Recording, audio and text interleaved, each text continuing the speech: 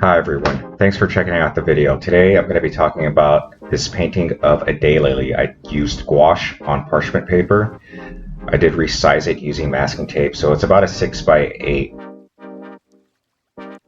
I have a bit of a difficulty with flowers. I find them to be kind of very complex and abstract. I get more and more weirded out when I think too much about flowers. One thing that I do when I'm approached with a flower is to try and break it down into flat surfaces as though it were kind of like a paper cutout, and you can kind of imagine what a flower would look like in an old school video game.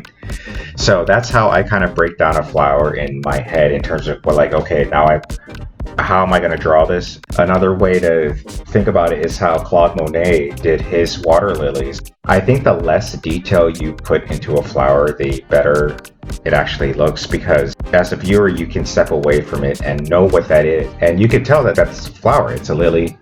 And granted, he probably put a ton of paint on it. With the photo reference, I'm not going exactly with what the photo looks like. I'm kind of taking a lot of artistic liberties with the size of the petals. I'm purposely making some petals smaller, some larger than they appear in the reference photo, and I changed the background completely. I don't really mind these abstract backgrounds, but the point that I was trying to get across with this particular painting is that I wanted to do it quickly. I didn't want to over belabor it. I feel like I failed the painting if I spent more than 5 hours on it.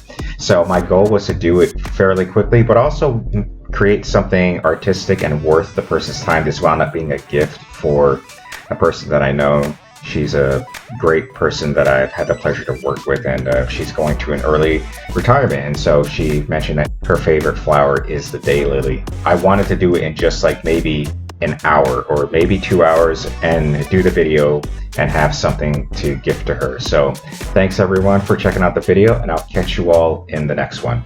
All right, bye.